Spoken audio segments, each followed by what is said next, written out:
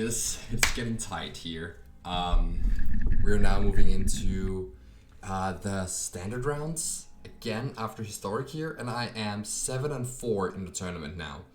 7-4 is critical because I want to go 10-5, which means that I have to go 3-1 in standard, which is, you know, I really like my deck and, you know, the way I'm navigating it, but it's pretty easy to just like lose a few more die rolls, like, you know, I did on day one, and maybe like, you know, have your draw not line up quite right and just go 2-2, and that means that I'm not gonna get the invite that I'm really after here. So really looking for a 3-1 here in standard, and I'm starting out against another Epiphany player. You know, as expected, like you would meet more Epiphany players by now, and they are almost half the field. This is Yuma Koizumi from the Japanese team that just crushed the tournament, and this is their list, complete with the one check for traps splashed in the sideboard. They're running a very one-off heavy version with like both Lear, Goldspan Dragon, and Hullbreaker Horror as more of additional game plans in the main deck. And as a result, they only have 3 Epiphany and 3 Galvanic Iteration, so they're not as heavy on the combo. They also have a very broad split of interaction spells, which makes it pretty hard to play against this deck, but it does come at the cost of their Fading Hopes, where they only have 2, and this is one of the best cards against Mono Green. But do know that I have to navigate around Cinderglasm and Burn Down the House, as well as some of these spot removal spells. Obviously still the 4 Divides and 4 Unexpected Windfall, as you would expect. Very not well named card here, because I'm always expecting it when they pass on 4 mana. But yeah, you know. Also, notably, post-board, they have 4 Smoldering Egg. So that means that I'm really going to look to my Blizzard Brawls in the post-board games and not shave too many of those. And try and employ the plan that relies less on natural growth and more on just Blizzard Brawl and a low curve here. Anyways, let's see how it plays out in the actual games. I'm realizing that I need to put this at 1/2 speed.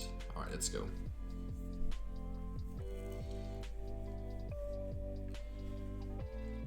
Alright, I lose the die roll yet again, but this hand is kind of nice. I mean, I have a turn 3 Chariot lined up.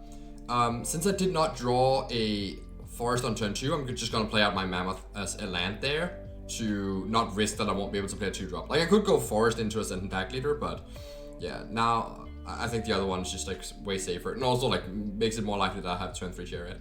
Anyway, I'm running out of Sculptor of Winter, and notably, my opponent thinks here in response. And that, you know, to me tells me there might be a Jawari Disruption. Could also just be a Galvanic Iteration. But instead they Abrade. And that actually kind of makes sense that they would have the Jawari Disruption, and they were thinking if they want to use Abrade or Disruption. Anyway, this turn I'm running out another Sculptor of Winter and an Ascendant Pack Leader. Worth noting that this is their Divide by 0 turn, so that's when you want to play 2 spells. If I just played Ogre of Troll, I wouldn't have this 2-1 in play right now. Otherwise, everything else would be the same. So now is an interesting turn, and I'm gonna pause a little bit here. Because as I said, last turn is the turn I want a double spell. That's the turn where they have Divide by 0 up. You will also notice that I played out my Sculptor before playing the land to try and bait them into using Jawari Disruption on my Sculptor, so that maybe I could resolve the Chariot this turn. Now, I have the option of playing a couple 2-drops here, which plays neatly around Divide by 0 and kind of around Jawari Disruption too. At least like, they won't get to use it on a good target. Or I can play Ogre of Troll, which plays kind of into which is not great against Divide by 0, but it plays around Jawari Disruption. Or I can play Seeker's Chariot, which is worse against Jawari Disruption, but it's better against Divide by 0 because it puts a counter on my Pack Leader. And they have like, you know, three Divides and 3 Jawari left, but I do have a tell from the earlier turns that they're more likely to have Jawari Disruption in their hand than they would normally be. So I'm gonna consider that too. However, there's another big thing to consider here, is that this is their Unexpected Windfall turn. Which means that if I don't put on enough pressure here, they can just, you know, let my things resolve and just cast their Unexpected Windfall and just pull ahead. So what I really want to do here is play something that might force them to interact, if I want to play around the Unexpected Windfall. So I think that in that light, the playing 2-2-drops here line is just not the is not going to be the optimal line, because that's something that's really bad against Unexpected Windfall and not even that good against Jawari Disruption. The Ogre's Troll line here does play pretty well around Jawari Disruption, and since I have a 5th land lined up, I could reasonably just blank that card in their hand. So if they have Jawari Disruption, but don't have Unexpected Windfall, the Ogre's Troll line is clearly better here. As that can actually be a way where I can just strand a card in their hand, and maybe they won't have the resources to interact with me in the ways they want to. However, going for the Ogre's Troll line means that I will have less pressure in play if they do have an Unexpected Windfall, especially if they have Windfall and no Jawari Disruption. I'm really handicapping myself a lot by playing the Troll instead of the Chariot, where the Chariot will provide a lot more pressure. And even if they do have interaction, the fact that my opponent would have to spend their turn casting Jawari Disruption instead of Unexpected Windfall is a big deal too. I mean, obviously they could go Unexpected Windfall and crack the 2 treasures to Jawari Disruption, but that's just not, like, that would be okay with me, because then they don't have the treasures, which is part of why I'm so scared of the Unexpected Windfall, is the mana advantage it gives them, and how much easier it is to set up the Time Walk combo, or how much better it makes stuff like Hullbreaker Horror, or Leer, or Goldspan Dragon. Like, all these cards really benefit from the treasures of Unexpected Windfall, and I really want to delay that card. So, now the decision is, we know they have 4 Unexpected Windfall, and it's a very typical thing to play when you pass with 4 mana up. Notably, they also didn't play the Unexpected, like the Sciences, which they might have done if their only interaction spell here is a Jawari Disruption. So that's something that's worth noting. So that's a little bit of a tell that it might have Unexpected Windfall. But we also have the tell that they have Jawari Disruption, right? So we kind of have a tell for both things, and they likely have both cards. So since we have identified a case that's good against one, and a play that's good against the other, we now also have to identify which play is good if they have both here. And if I play Ogre's Troll, my opponent will just let it resolve and play their Unexpected Windfall. Am I happy with that? Or if I play my Chariot, my opponent will just Jawari Disruption it now, and then next turn they will Unexpected Windfall. Am I happy with that? Well, I think that if I get to Chariot here, and it gets countered by Jawari Disruption, which, by the way, not guaranteed. Like, even though they paused earlier, that is no guarantee that they have it. They could be bluffing it by putting the stops right, or they could have Galvanic Iteration, which would also pause in that spot. But if I play Chariot and it gets countered, my Pack Leader will get a counter and get in 3, and maybe that will help me develop enough of a board. Like, next turn I can go Ogre's Troll plus Sculpture or Ranger Class or something, and I'll be able to. Then I would actually have a pretty decent board presence when they actually go to cast their Unexpected Windfall, and maybe I would have enough pressure and board presence to overwhelm it. So I think in the light of those things, it's probably better for me to just run out Chariot here. The really big punish here is if they have Jawari Disruption and a removal spell for the Pack Leader, and then also a way to pull ahead, such as an Unexpected Windfall. If they have all those 3 cards, that gets a little bit punishing. But even if they have all those 3, I still think it's better than if I play Ogre's Troll here and they get to cast their Unexpected Windfall and then next turn start interacting, even though I might strand a Jawari Disruption in their hand. It's pretty close though, because it depends on a lot of things. I would not fault you for playing the Ogre's Troll here, especially with the tell that we've gotten earlier. But I think it is very important to understand that there's a lot of value in making them unable to use their mana well here and making them unable to cast Unexpected Windfall. So even though it might seem like a boneheaded play to just run a Chariot into, the Jawari Disruption that we thought was pretty obvious, I think there's actually a lot of merit to that line. It's worth noting that, of course, if they cast the Environmental Sciences on their turn, so they only had 2 mana up, I would never play the Chariot in that spot. I would just play out the Ogre's Troll and try and just strand their Jawari Disruption, which at that point would have become a pretty safe read. So it's only because of a lot of the context clues here that I'm thinking they also have an Unexpected Windfall. So, all that aside, I'm running out the Chariot here. I think in retrospect, thinking it over and over, I think it is the correct line. It does get punished if they have both Jawari Disruption and like a Spikefield Hazard to kill my Pack Leader here. Because then we don't even have the pressure and I can see them. Okay, it is a Fading Hope. So that's not the worst, but they still got to use their cards pretty well, and yeah, I'm just hoping that they they still are casting the Sciences, so I'm thinking that they must have the Unexpected Windfall here, and that's not boding well. So I'm just gonna curve out here, play out my My Troll and my Sculptor I think is the best thing, because I might need the extra mana from Sculptor, and if I don't need the extra mana, it's the same as playing Ranger Class. Like, I'm probably going to play Ranger Class next turn. And yeah, they do have Unexpected Windfall. Discounting the Sciences, that makes a lot of sense why they would keep it in hand then. And now they hit Goldspan Dragon. Alright, so this puts them at a spot where they're actually pretty far ahead here, with like all this extra mana. And it is worth noting that if I had played Olgrove Troll on turn 4 instead of Chariot, they would have just gone Unexpected, like let it resolve, Unexpected Windfall, and then probably they would have drawn into the Dragon then. Like maybe it was one card deeper, but I would assume that they would just play a Dragon then, and like have this board state where I just have an Olgrove Troll and a Pack Leader. And they would still have a Fading Hope in their hand, and a Jawari Disruption in their hand, crucially. Which I think is just the worst spot for me. Then at least like here, I got them to interact a little bit. I mean, obviously this spot is not great either, but that's partly because they had, you know, multiple interaction pieces.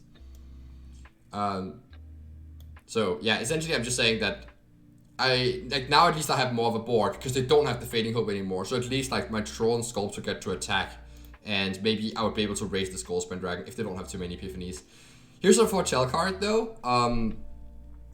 It's weird that they do Foretell it. It actually adds nothing to sack a treasure to Foretell, because you might as well just hardcast it, but you know, at least it's face up right now.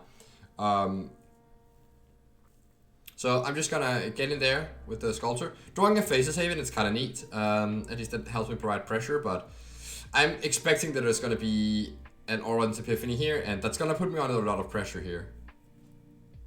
Because I'm gonna be at 8 life at the end, maybe even 6 if they attack with the birds too. So we see a Behold the Multiverse. That kind of gives me some hope, but on the other hand, I realized that, no wait, that was not the card that was foretold. It was cast from hand. Maybe just to look for a Galvanic iteration or something.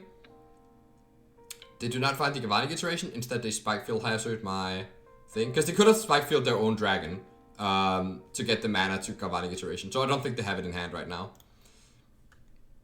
And yeah, now they are in a really good spot here, especially with the Hall of the Storm Giants too. It's going to be quite hard to break through, and also these birds. So even if they keep the birds back, like I'm still going to be on a 2-turn clock against the Goldspan Dragon. So I need to kill them in 2 swings here. That's not going to be easy against the Hall of the Storm Giants. Not to mention that I also can't go too aggressive next turn, because I need a blocker for the Hall to just not die in the backswing. So on my turn, well, first of all here, there's going to be some spells cast, and my Olgrove Troll dies. I don't even get to get a token now, because, you know, the way I'm tapped out. I draw another land here. I think I've drawn 6 lands in my 7 draw steps this game. I think so. That's kind of brutal. But, you know, that is what it is.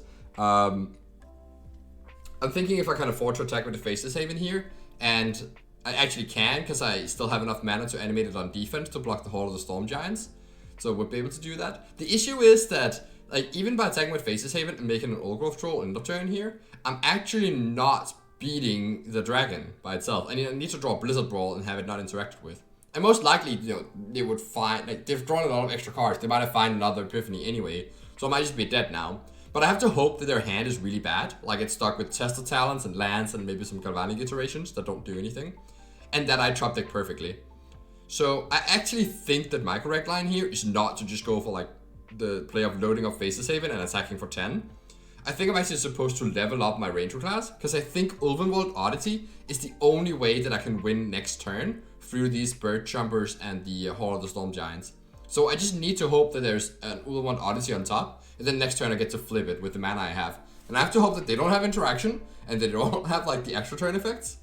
They just take the damage here, which means that like even Galvanic Iteration plus Spikefield Hazard kills me, and yeah, seeing this Galvanic Iteration just run out means that I'm probably just dead, so I run out the good games here. I mean, I'm gonna wait to see the actual card, but yeah, I mean, I'm dead to Spikefield Hazard at this point. It's not looking pretty. And yeah, well, let's see what the big thing is. Okay, it's 3 turns in a row. Yeah, you know, you got it. You got it. So post board here.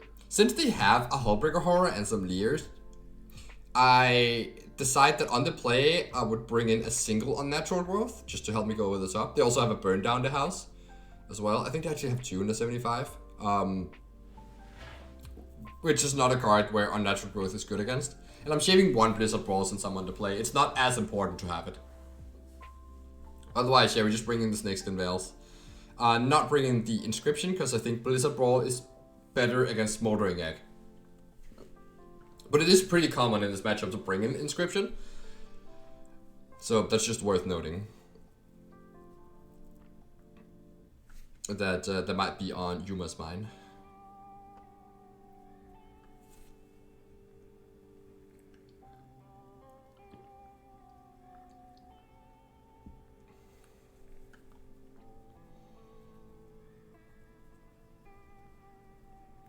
Right, let's play first here. Okay, we're lacking a 2-drop, but we have the 1-drop and 3-drop in Chariot, so and Faceless Haven, which is, you know, nothing to scoff at. So definitely just keeping it. Oh, and immediate pass here.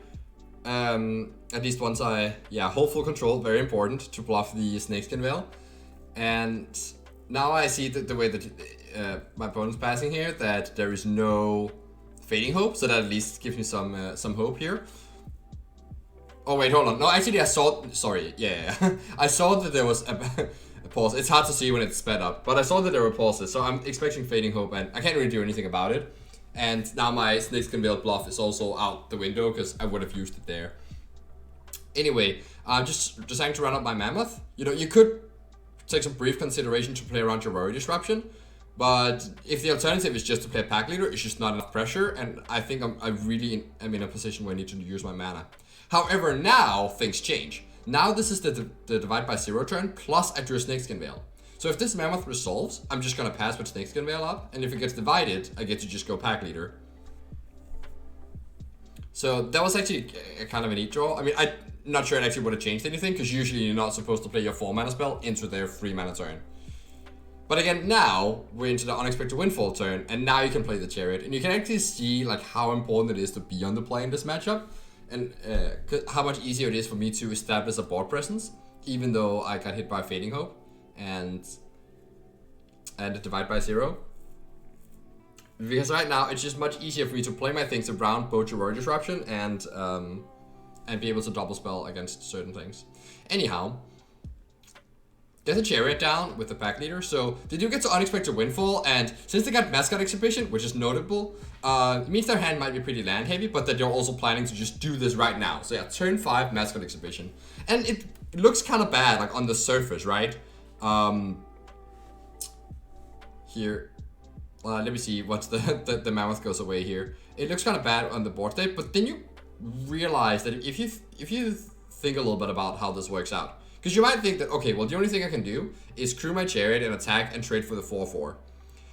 If my opponent only blocks with the 4/4, I mean, I get to blow them up with Snakeskin Veil, but they're very likely to just double block with these 2 anyway. But then you realize, hey, hold on, if my opponent is meant to double block my Chariot with these 2, then I can just play my Mammoth, play my land, crew the Chariot, and just get in with these as well. So I get that extra, like, at least like maybe the Pack Leader trades here, but at least I get in 4 damage. Or maybe I could like protect the Pack Leader with my Snakeskin Veil to keep that in play. That seems like a pretty good use of a Snakeskin Veil. Alright, so at that point, you know, I have a pretty good board, and they only would have a 3/2 left in that case. Or if they want to eat something with their 4/4, they have to block these 2 in the Chariot, which is not great either. Or they have to like block something with the 4/4 and trade these off with some cats, letting my Chariot live, which is also not a great spot for them.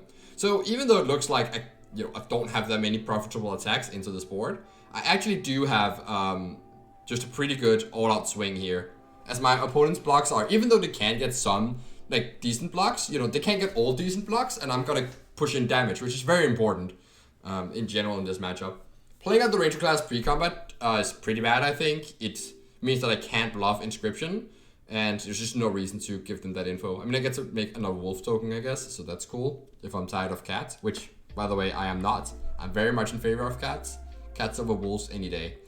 So they do go for the double block here to play around Snakeskin Veil, and I just let them have it. Actually, I think that's a mistake here now that I rewatch it. This is, by the way, the 4th time I've watched this video. And I realized that I probably should have saved my save my pack leader the way I said, because Snakeskin Veil is something that's not easy to use in this matchup. The opponent is very aware of it and they're gonna try and play around it. So just using it whenever you have a chance is usually a nice deal, and basically trading the Snakeskin Veil for a 4/3 in play, which is what would happen, right? I would, grow my wolf out of range and they would get a counter, so it would be a 4/3 I would have in play instead of the Snakeskin Veil in hand.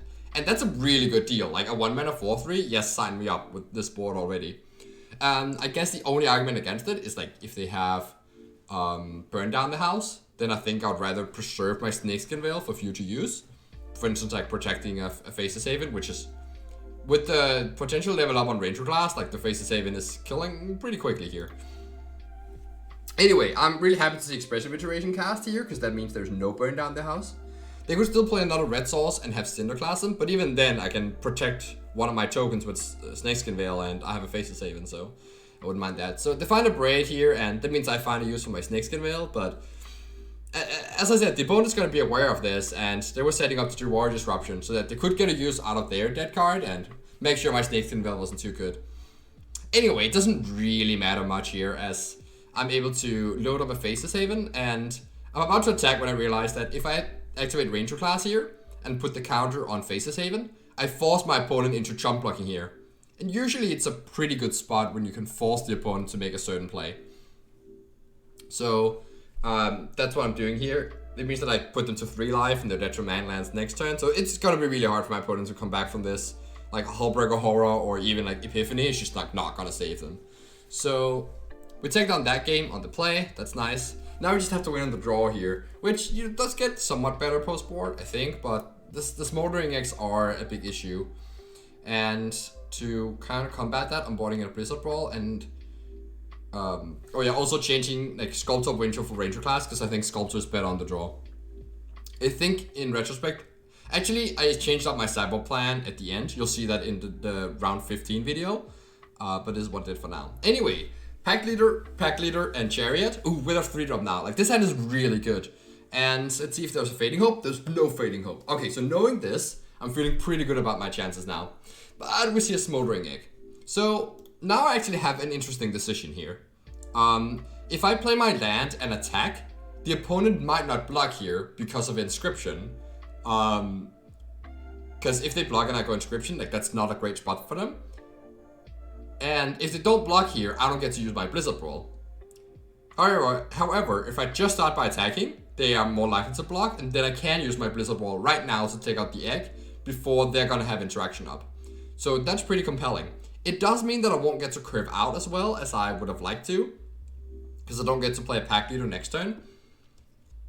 But maybe...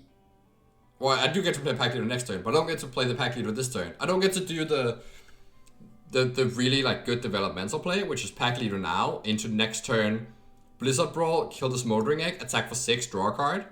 But the issue is that with so much spot removal and bounce and so on, the chances of that working are not great. And it's pretty hard for me to go for Blizzard Brawl into open mana. So I think all in all, I'd rather attack with the Pack Leader first. If they don't block, sure, I'll just run out the Pack Leader and see if I can find my spot later. But if they do block, I can run out the Blizzard Brawl. But it's very important that I don't play my land first if this is my line. So they do in fact block here, and I get to, I have to take off a turn here to Blizzard Brawl. And yeah, like I'm still trading, my turn 2 for their turn 2, so it's nice. I'm thinking about playing Mammoth here, by the way. If I draw Snakeskin Veil, it's a lot better to play out the Mammoth as a land. But there's also, like, just having that extra threat might just matter more, so... there's a second Smoldering Egg though, so that's not great. At least we know they don't have Fading Hope. So I am just bashing in again here, and now my opponent doesn't block because of the Inscription. That also means they don't have Fading Hope in hand, by the way, because if they had Fading Hope, they would have snap blocked there. It also means that, I put the fear of Inscription into my opponent's mind here, so they're going to be thinking about that. Anyway, now is the time that you just try and overpower the egg by just putting on pressure here and hoping that they can't flip it too quickly. It's pretty hard when they're on the play though. And alright, so here's Thundering Rebuke, and my Mammoth is down, and the Fortella card. So they probably bought it out that Behold the Multiverses. So it's either Demon Bolt or most likely Epiphany. If it is Epiphany, that means we're in trouble, because that means that once they hit 6 mana, this egg is just gonna flip, and they're gonna have an extra turn. That's gonna be really hard to beat. They do only have 2 cards in hand, so there is no guarantee that they'll hit the next 2 land drops, but that could easily happen. If that happens, maybe they won't have enough interaction. So on this turn, the obvious play is just to play a land, play a chariot, attack. But actually, you're supposed to attack before you play your chariot. Because if you just play chariot first, the opponent will always block your 3-2. But if you attack first, then again, I'm bluffing the inscription. I haven't had any chance to cast it yet, so it's still in my opponent's mind that I could have inscription. That's very important to keep in mind, that what they're keeping in mind here. And the opponent misses a land drop here. Okay, that's huge. It means that they have spells right now, but at least that's they're gonna be able to interact with me. But they also don't have unexpected windfall, because they would have just cast that and tried to look for land, and maybe that would get them pretty close to flipping the egg. So they will have some spells to cast here, and the egg will flip, probably not this turn. Well, guaranteed not this turn. They only have 4 mana, so they literally can't flip the egg if they don't have unexpected windfall, which they probably don't. But the egg will probably flip next turn, since they have 3 spells here, and presumably they can cast some of them. So what I have to decide here is, do I attack with my chariot? Do I how do I do this? I can play out my werewolf pack leader pre-combat, crew up the chariot by tapping a cat token, and getting in with everything. That way, they're gonna block the pack leader, or maybe block nothing because of a fear of inscription. Though that's it's getting more relevant if I get to have my chariot animated, because then I would just be able to fight anyway. So at that point, they probably don't play around the inscription. If they have interaction with my chariot, though, it's not that great, especially if that interaction is Fading Hope or Divide by Zero. The issue is that if I'm playing pack leader here, I'm not playing any other spell. However, if I crew my chariot first and it gets bounced, then I can play other spells. The downside is that if they don't have interaction, or their interaction is something like Demon Bolt from here maybe, or an Abrade, then I'm giving up a point of damage, or 2 points of damage actually, because I would be crewing with an extra cat. So that is something to consider. I think though in total that that 2 extra points of damage probably is not worth as much as playing around a bounce spell here, because that is the primary way for them to interact with chariot. And something like Divide by Zero is actually, it wasn't at the forefront of my mind at the time, but it's actually something that's reasonable for them to have here that could really punish me, because not only is it an interaction spell, it's also a 3 mana spell that gets a 2 mana environmental sciences, which gets them a land as well and flips the egg. So Divide by Zero would be the catastrophic scenario, and I think it's not catastrophic in the way where I can't beat it, because I definitely think I can. If it's catastrophic in the way where you can't beat it, then you're not supposed to play around it. This is just the worst case scenario of the cards they could have. So I think it's reasonable for me to play around it and assume that that's what they have, and decide to play around that, because that is the worst case scenario, but it's still beatable if I don't play my pack leader first. It also puts them in an awkward spot, where if they want to play around Snakeskin Veil and Inscription for that matter as a fight, they kind of want to bounce my chariot before it turns into a creature. So when I go to crew it with these 2 cats, that's when they want to go Divide by Zero, bounce my chariot. That means I can replay it immediately and get a counter on pack leader, and I get to attack for 4. So I'm actually only losing out 1 point of damage, right? Because the other line I'm getting in for 5.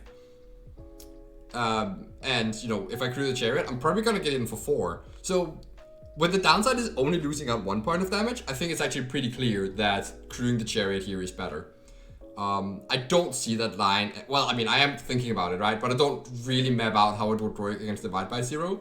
And I think in my head, if they had Divide by Zero, they would have done something different last turn. But that's not necessarily the case, because last turn was pretty efficient for them. They get to Fortella card and use a 2 mana removal spell as well, and make sure that I couldn't fight with my Mammoth. I guess Divide by Zero would have done that as well. And B, they could have just drawn Divide by Zero. I know for a fact that they drew a spell for turn, right? So, that limits the amount of things they can draw.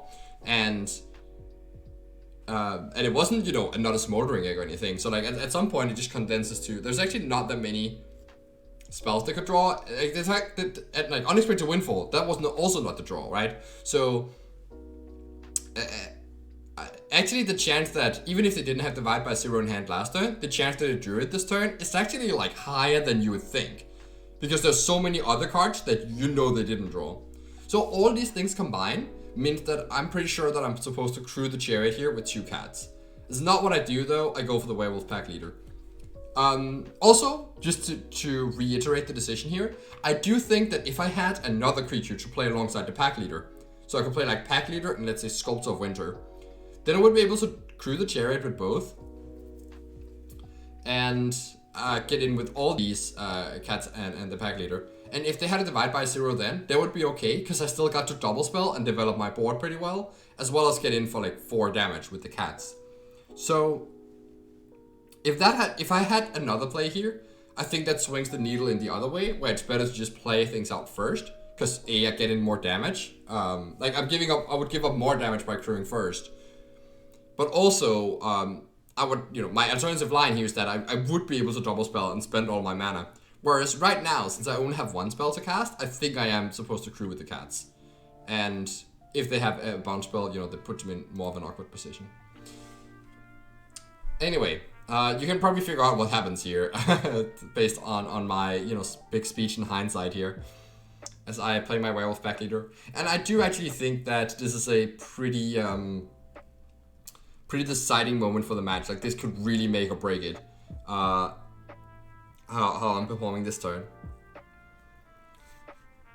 So yeah, I decided to crew here, and I'm actually somehow I'm thinking about Galvanic Iteration plus Cinderclasm, even though that doesn't work here. I think I kind of got distracted a bit by that, and yeah, they're definitely supposed to like Divide by Zero now.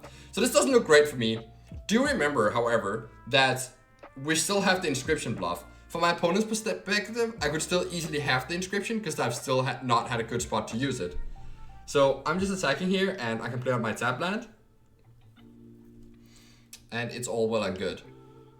Even playing out the Pack Leader is a line that kind of makes more sense if I have an Inscription in hand. So, for all my opponent knows, I have Inscription here. Anyway, the dragon gets flipped now, and that is actually threatening, a lot of stuff. And they hit the 5th land, right? So as soon as they draw the 6th land, I'm probably going to be dead to this Epiphany.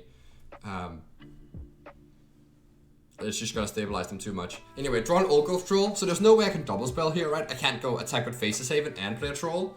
Like, there's just nothing I can do except play my Chariot. I'm probably supposed to pick my Chariot pre-combat, because that loads up the Pack Leader. And at least I would get in with that one. Hoping that maybe they don't have the right interaction here, but yeah, seeing them hover. They have Demon Bolts killing my Pack Leader and my Pack Leader. It's very annoying that they're named the same thing, by the way. So, okay, well, at least I get into the Chariot here. This is where I realized that, wait, hold on. Actually, well, 2 things here about this attack. First of all, they have an Ashmouth Dragon in play now. That means that all my 2 toughness creatures are just worth less than they would normally be, because it's very easy for my opponent to just ping them off. So if you can extract more value from them immediately, that's usually better. Second of all, we've still been telling the opponent the story about the Inscription, or at least like the opponent has told us the story that they believe we have Inscription in hand, and they're willing to play around it. And this attack doesn't really make much sense if I don't have Inscription. So it's actually very likely that I would get in with both cats here. Even if I don't, it's not the end of the world, because as I said, the cats might, the days might be numbered anyway. Obviously, I'm helping my opponent clear out the cats if I just give up 1 for free right now. But I'm also under a lot of time pressure. I really need to like push the amount of damage I can. So I think this attack here is pretty nice. It does mean, I would say though that if there is like a bit of a tell that I don't have Inscription, because if I had, I would have played my land pre-combat probably.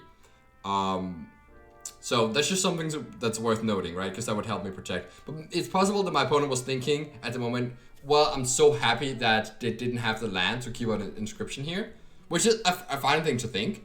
But then when I play the land post-combat, either I made a mistake, which obviously, like that's fairly likely, right? But I just made one last turn, or 2 turns ago, I guess.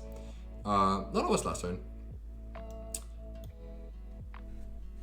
So they do take the damage here. All right. The bluff worked out. I do not have Inscription. I just have like very little going on. But at least the like vision of it is pushing a lot of damage. My opponent's at 9 life now. So maybe if they don't have too many things.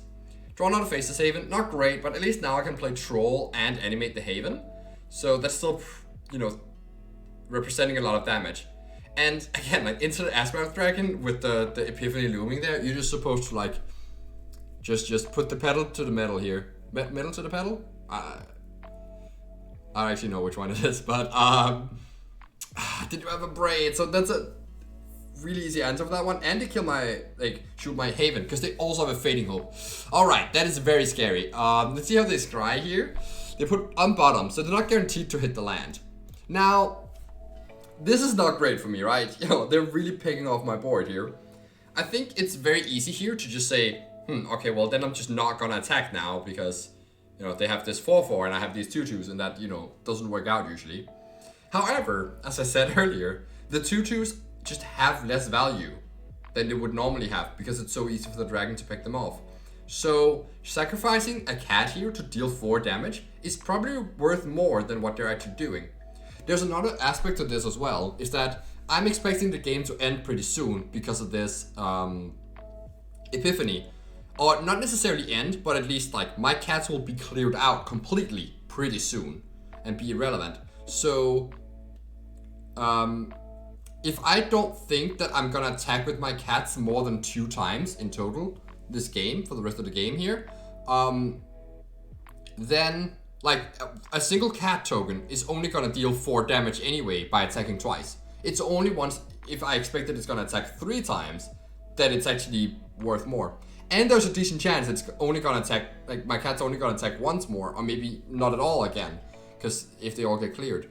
So sacrificing a cat here to deal 4 damage is actually very reasonable when I'm expecting that I can only get 2 more attack steps out of this game, and that would be the same. Like, yeah, that cat would still be only worth 4 damage. So I actually think that here's another spot where you just really need to like press that advantage. And even though right now I'm not bluffing, and which is kind of a conscious decision, because, you know, if I'm like still leaving out the Inscription, at some point my opponent will either be under too much pressure to be able to respect it, or just realize that I would have like had a pretty good chance to cast the Inscription anyway, like fighting with Old Growth Troll or something.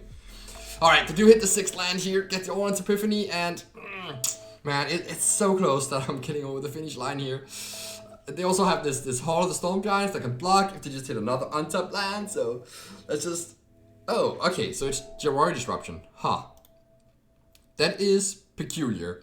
That's actually really lucky for me, because a lot of things they would have drawn could have been a problem, but the Jawari Disruption is a spell they can't cast, and it's not an untapped land. So I'm really like feeling pretty lucky here. They do have one last card in hand. I hope that it's not a way they can interact, but there's not very many cards I can beat here. Even Galvanic Iteration can just be cast and flashed back to like be a removal spell. So that is kind of an issue. One thing to note though is that there's not actually many cards that they wouldn't have been able to cast. It could be another Epiphany technically, but they probably would have foretold that. Or it could be a Hullbreaker Horror, which is a 7-drop in their deck. So that's at least something that's on my mind right now. The fact that they're passing with 6 mana up. But like, either they have interaction, which is going to be really hard for me to beat anyway, or what they have stuck in hand here is a Hullbreaker Horror, which I can actually beat. Because next turn, you know, even though they're able to play the Hullbreaker Horror, that's the same as animating the Hall of the Storm Giants. So it doesn't actually add anything to the board. So let's say they draw a land next turn. Them having a Hullbreaker Horror in hand is essentially the same as having 2 blanks. At least, you know, if the game is gonna end that turn. So I really want to set up a spot where I can just pressure them down into that spot where they might be dead next turn. So I have some lines here, and I've actually been wrecking my brain over how I'm supposed to attack here, and like playing it out in my head. And I don't have like that many tricky options. I think the best thing I can do here is just animate Faceless Haven and attack with Troll and Haven. I could attack with the cat as well, because they might go ahead and just block with their dragon, especially if their hand is Horror. they don't have any more spells to trigger it anyway. So they might just go ahead and block my troll to get it out of the way and don't take that trample damage. And then next turn they can block the troll token with their horror or their land here. And if they're gonna block Ashmouth Dragon on a troll, that means I get a free attack in with the cat, which deals them 2 extra damage. That could be very big, like a very big deal. The issue is that also keeps the dragon alive to block something later. So like then the dragon would just be able to block, you know, my Haven or whatever. They're also gonna block a Haven with a bird token for sure. So that's what I know. If I attack with cat, troll, and Haven, they're gonna block the Raven on the Haven. That rhymes, so that makes sense. And they're probably gonna block the dragon on my cat and just go to 1 life, potentially. And so even though next turn I will have the lair of the Hydra available as well as a lethal attacker, they would still have, you know, the Horde of the Storm Giants, the Ashmouth Dragon, and a bird token. I would lose my cat.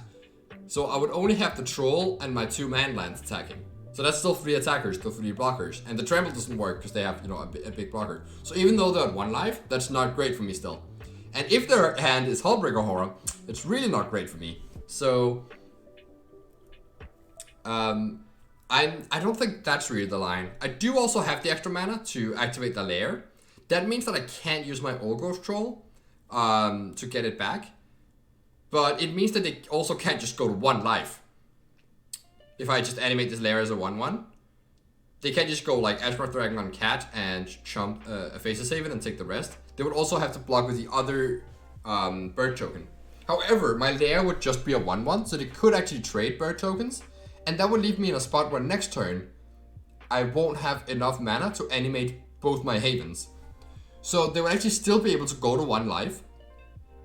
And then have enough blockers next turn, because I would only have a single Faceless Haven, as well as my troll available for attacks. And even though they would only have the dragon and their land or their Hullbreaker Horror in play, like they would also only have 2 blockers, that's still, you know, yeah, beating me, even though they're 1 life. So I really don't think there's a good line here, except for just getting in with a Faceless Haven and hopefully the trade-off with the troll and I get to make a token, and then maybe I get to get in enough damage next turn. Maybe I draw Blizzard Brawl. Like it has to be something like that for me to get through here. Or a what's it called? Unnatural Growth or something. I guess actually I bought that out, so that's not in my deck here. Anyway, they do block with the Ashmouth Dragon, leaving them at 5 life. I guess it is maybe a tell that they have the Hullbreaker Horror. That also, by the way, still plays around Inscription, though I'm pretty sure at this point, they know I don't have it, because I would definitely have used it here. But the fact that they also don't do anything right now, right? I'm going for this risky attack, which, like, you know, they have a ton of ways to interact with. Even if they just have a Spikefield Hazard in hand, they could still clear out my Haven. But they don't do anything. So at this point, I am very much convinced that this last card here is a Hullbreaker Horror. Because it can't really be anything else. And because also no, it's a spell, right? Because they've been missing land drops. At least they draw another land here. That's pretty good. That means it's not interaction. And I'm really close to getting through. I actually think at this point in the game, I think I have lethal. Because I'm doing my math wrong. Because I can like fire up a Faceless Haven and a lair for 1. But that's just not enough to get in, right? I have a cat token and a lair getting in for 3 damage. And then my Haven and my trolls getting blocked. Draw Werewolf Pack Leader doesn't actually add anything to the board here, and I am so close here. So close. And, you know, like, I was thinking that, well, last time if I got in with the cat, that would have been lethal now, but as I, you know, explained, if I get in with the cat, the board just looks very different, and they would have a dragon in play still. And I would just have an Old Growth Troll instead of this troll token, and it's essentially the same. So, I can't change anything here, but if they have Hullbreaker Horror, right? I'm just gonna map out how it works. If I just animate and attack with everything, including a 1/1 lair, they go Hullbreaker Horror blocking here, and the Raven blocking my Faceless Haven and go to 2 life. Then next turn, they only have 2 blockers if they draw another land. Which, I mean, that's kind of where I'm at, right? I have to just hope that that happens. Or they draw an Unexpected Windfall, which, by the way, would punish them for playing out this land. That's another draw they could have, which would be dead. Then, next turn, I can animate Faceless Haven again, and lair, and get in with that and my cat token. That's actually not lethal unless I draw a land. So, but instead of animating this layer and getting in for 1 damage now and 1 damage next turn, I can just develop this Werewolf Pack Leader, which is 3 damage. So that's more, like, that's more than 1+1. And then next turn I would be able to like animate the layer as a 1/1. So if I just attack with Faces Haven, Cat and Troll here, they play their Hullbreaker Horror, eat here, jump there, go to 3 life. I play Pack Leader. If they brick, then next turn I have lethal. So this game is still really close, and I'm just like, you know, crossing my fingers. I mean, I know what's gonna happen here. They're definitely gonna have the Hullbreaker Horror. If they don't, that's, you know, maybe better for me, because that means that there's a lot more draws that don't both interact and let them able to animate the Hall of Storm Giants again. So yeah, I was about to activate the layer when I realized, wait, I don't have lethal. And then actually, if I need to kill in 2 turns, it's better for me not to animate the layer right now. So I'm just getting in here again, just like being pretty aggressive. They do have the Hullbreaker Horror. All right, block there, block there. Takes their 2 damage. I play out a Werewolf Pack Leader. And now we just gotta hope. We just gotta hope. Please, please, please. I really need this win. I really need a brick here. Can you do it? They're thinking. Ah! Fuck, that's a leer. Okay. Yeah, that just unlocks their entire graveyard, right? Like, they can cast both Fading Hope and a Braid here, and they have Hullbreaker Horror. Like, there's just no out I have, right? Sculptor of Winter is certainly not gonna do it. And instead of breaking, they drew, like, the best card for them to stabilize there. So, that just completely knocked me out of anything. I mean, I can sit here and think for a little while if that's possible any way I can get out of this, but there really isn't, and it won't be long before I hit that concede button. Right now, I'm just sitting here and like just molding that, like, how could this go so wrong? I was so close to lethal. Could I could I have gotten in any more damage at any point? Could I have made better attacks? And I really don't think I could have made better attacks. The only thing I think I could have done this game reasonably is the turn where I play my Werewolf Pack Leader to try and crew my Chariot. That's the turn where I'm messing up, where I'm actually supposed to just crew the Chariot without playing my creature first. Not sure exactly how it would have played out, because I don't know my opponent's exact hand at that moment. But at least that that was pretty costly. So I'm gonna play out my things here and then immediately hit the concede button. This is what I think I'm doing here. Yeah. Sad times. It's really not good for my record though. That puts me at 7-5, where I need to go 10-5. So like now I need to win 3 matches in a row to get out of this. And I've still not won a single die roll in Standard. Which, no, with this mono green deck, that is pretty important to at least win some of them. So at least like in my mind I'm thinking, okay, well, I mean, I deserve to win all the die rolls for the rest of the day, right? Like that's how it works, right? So like maybe I can get there. But man, this leaves me in a tough spot. Tough spot. Anyway, I do think there were some mistakes in these games. But I've been like analyzing and over-analyzing and looking at this over, and I actually think mostly I played pretty well, except for that one spot there. Especially like, you know, pressuring my advantage with the aggressive attacks here actually worked out really well for me and could have given me an opening to win a game that looked really hard to win. So anyway, thanks for watching, and yeah, let's see how it goes next round.